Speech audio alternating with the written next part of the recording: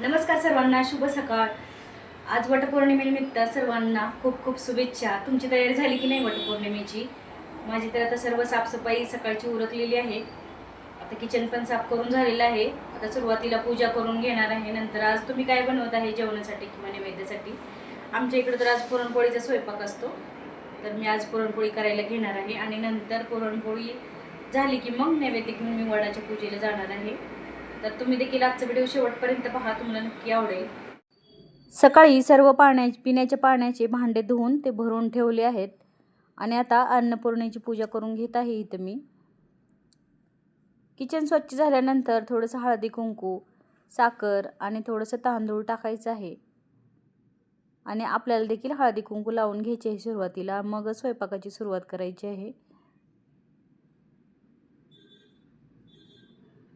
मी देखील सकाळी डबा दिला आणि नंतर ही सगळं स्वच्छ करून नंतर पूजा करत आहे, कारण सकाळी मुलं स्कूलला जातात, त्यामुळं सकाळचं त्यांना आधी डबे द्यावे लागतात आणि नंतर आपलं सगळं आवरायला लागतं।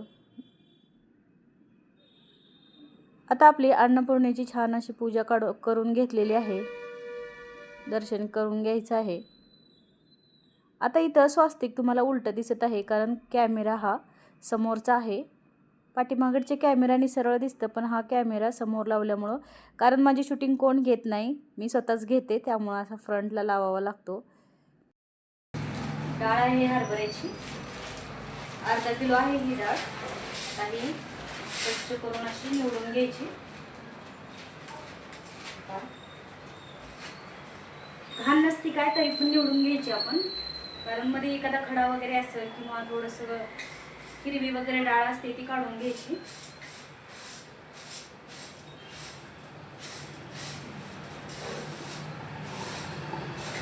तिला नीट करून ठेवली होती, त्याच्यामुळे याच्यामध्ये तर काय घाण दिसत नाही, पण मी आता महिनाभर स्टोअर केली होती, त्यामुळे मी बघते की याच्यामध्ये काय घाण किडा वगैरे लागलाय का। पण चांगली आहे डाळ, मी निवडून जशी ठेवली होती ना तशीच डाळ आहे अजून देखील, काय घाण वगैरे लागलेले नाहीये। आता आपण पुरण घालायला घेऊया। डाळ लगेच लावली तर आपली पूजा होईपर्यंत आपली डाळ शिजते। डाळ देखील चांगली निवडून घेतलेली आहे पाशी। आता इथं उकळी काढून घ्यायची पाण्यामध्ये, अशी डाळ नाही टाकायची। ही डाळीला काही पावडर वगैरे लावलेली असते, त्यामुळे मी धुवून घेते आणि नंतर याला उकळी आली की यामध्ये थोडंसं तूप किंवा तेल टाकायचं आहे। मी तेलच टाकते, तुम्हाला तूप टाकायचं असेल तर तुम्ही टाकू शकता, आणि डाळ छान अशी मऊ शिजते। हे असं डाळ धुवून घेतलेली आहे। आता ही डाळ ना थोडीशी आपण बाजूला काढून घ्यायची आहे, कारण वटपौर्णिमेला पूजेसाठी हरभऱ्याची डाळ देखील लागते, जसं पाडव्याला लागते आपली, तशी वटपौर्णिमेला पण थोडीशी डाळ लागते, त्यामुळे इथं थोडीशी अशी पूजेसाठी मी काढलेली आहे। यामध्येच आता थोडंसं पाणी टाकून ठेवायचं आहे साईडला। जो आपण नैवेद्य ठेवतो त्या नैवेद्यावरती आमच्याकडे असं डाळ ठेवतात, ते हरभऱ्याची डाळ आहे, महिला चण्याची पण डाळ म्हणतात, ती आता थोडीशी पाण्यामध्ये भिजून टाकायची असंच, आणि ही धुलेली डाळ अशीच ठेवत आहे मी। आता उकळी आली ना मग टाकायची। हे बघा आता उकळी आलेली आहे, तर आपण डाळ टाकू।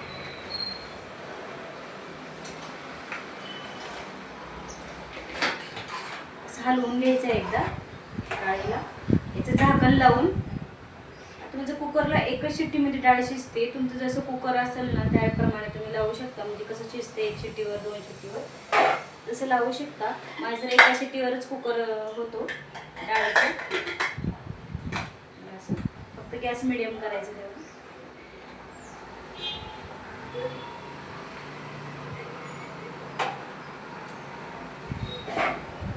गुळ आपण नंतर फोडून घेऊया, आधी पूजा करायची आहे मला। आता आपण देवपूजा करायला घेऊया।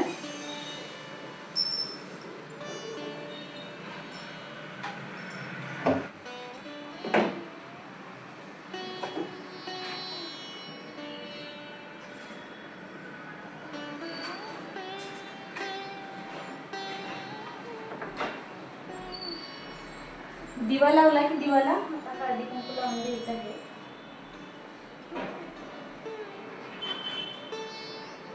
मग सगळ्या देवांना हळदी कुंकू लावून घ्यायचे।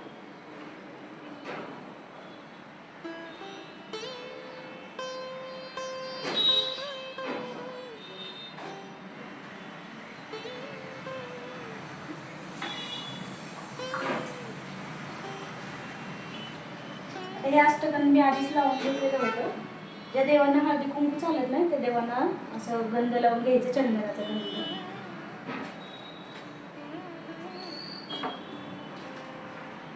आता आपण ही माळा घालून घेऊया देवाच्या गळ्यात.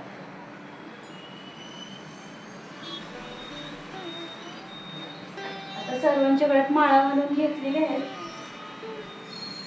आता ही बित्त आहे, आज सोमवार असल्यामुळं शंकराच्या पिंडीलाही बित्त लागतो. याचाही बित्त घ्यायचा आणि याच्याशी 3 बोटांना आपल्याला लावून घ्यायचं.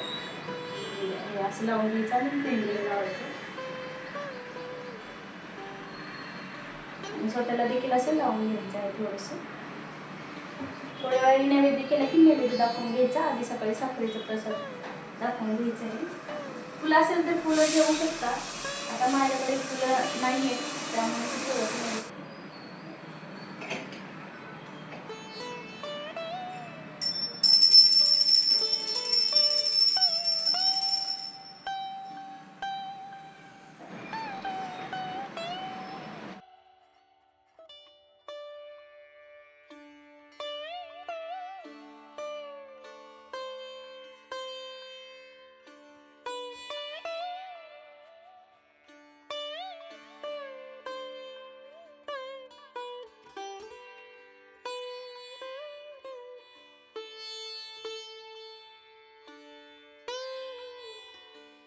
आता इथं छान अशी तुळशीची पूजा करून घेतलेली आहे आणि तुळस देखील आता वसंत ऋतू असल्या कारणाने छान असा फुललेली आहे तुळस देखील आपली. आता इथं बाहेरचं थोडंसं झाडून पुसून घेत आहे मी. तशी तरी एक मावशी येतात झाडून पुसून घ्यायला, तरी देखील थोडंसं मी घेत आहे. सकाळी झाडून पुसून गेलेली आहे ती, पण आपल्या घरासमोरचं आपण थोडंसं स्वच्छ केले की बरं वाटतं असं. त्यामुळं आता इथं हा उंबरठा असं थोडंसं मार्बलचा असल्यामुळं इथं फक्त मी पुसून हळदी कुंकू लावून घेते आणि थोडीशी रांगोळी काढून घेते. लाकडी उंबरठा असल्यानंतर हळदीचं लेपन छान वाटतं आणि लाकडी उंबरट्यालाच हळदीचं लेपन करावं.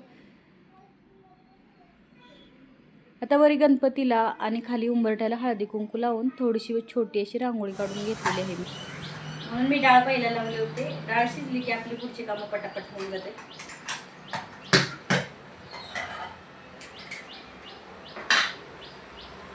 एका शिट्टीमध्ये छान अशी डाळ शिजलेली आहे माझी, पाहू शकता. एकदम मस्त डाळ शिजलेली आहे एका शिट्टीमध्येच. आता ही आपण गाळून घेऊया.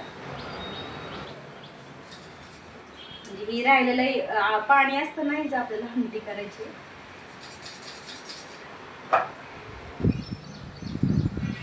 आता इथं कढईत चटका देण्यासाठी टाकून घेऊया आपण थोडं. तोपर्यंत आपलं पाणी आटते तो गूळ चिरून घ्यायचं.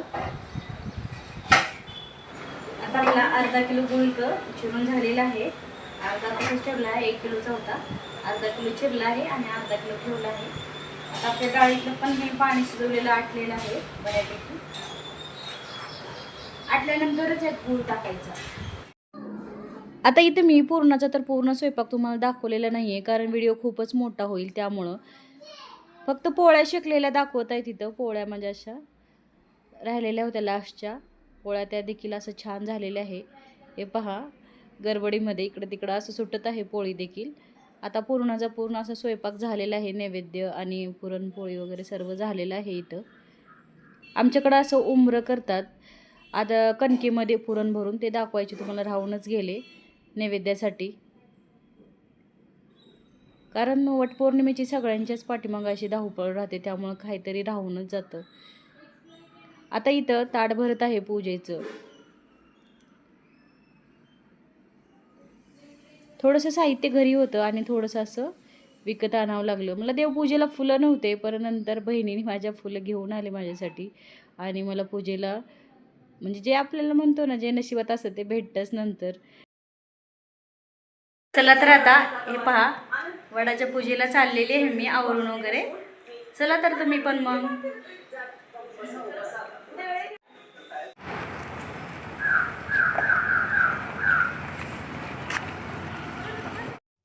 वटपौर्णिमा आणि संक्रांती ही बायकांचा म्हणजे एक बिग पॉईंटच असतो.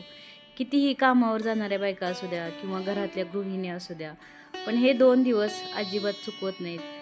कारण त्यांच्या आवडीचे जुन्या मैत्रिणी आपल्या जवळचे जे असतात मैत्रिणी त्यांची गाठ भेट पडते त्या निमित्ताने आणि आपला दिवस हा एकदम मस्त जातो त्या निमित्ताने. मला तरी वाटतं असं वडाचा फांटा वगैरे घेऊन घरी न येता आपण 4 बायकांमध्ये मिक्स व्हावं, मोठ्या अशा वडाच्या झाडाला फेऱ्या मारायला जावाव्या. कारण सावित्रीने सत्यवानांना वाचवण्यासाठी यमाला भिडली, तर आपण साधं वडाच्या फेऱ्या मारायला का जाऊ शकत नाही? कारण वडाच्या झाडाचा तो दिवस आपल्यासाठी सुद्धा आरोग्यासाठी चांगला असतो. त्यामुळं तो एक दिवस नक्कीच स्वतःसाठी काढावा असं मला वाटतं. 4 बायकांची आपली नवीन ओळखसुद्धा होते आणि आपला हा दिवस एकदम प्रसन्न वाटतं, की आज वटपौर्णिमा किंवा संक्रांती असू द्या, एकदम छान असा जातो माझा तरी. आमच्या घराजवळच झाड आहे, खूप लांब नाही आहे वडाचं झाड. जवळच असल्यामुळं मी पाहू शकता गर्दी पण खूप होती वडाला. तरी पण छान वाटलं, की हां, आपण गेलोय आणि 4 बायकांमध्ये मिक्स झालोय. असं बरं वाटतं.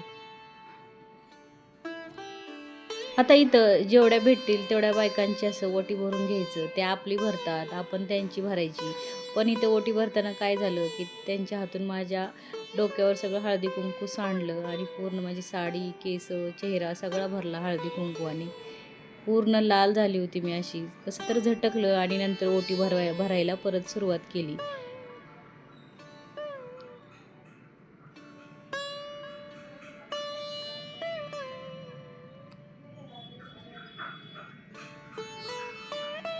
आपल्यापेक्षा मोठे असते त्यांचे अनुभव देखील आपल्याला पाहायला भेटतात आणि आपल्यापेक्षा छोटे जे असतात त्यांना आपल्याला काहीतरी सांगितलं तर त्यांना देखील समजतं, की आपण कसं कसं करतो ते वडाची पूजा, आपले सण वार आपण कसं करतो ते त्यांना देखील समजतं. त्यासाठी आपण वडाच्या झाडाला नक्की जावं.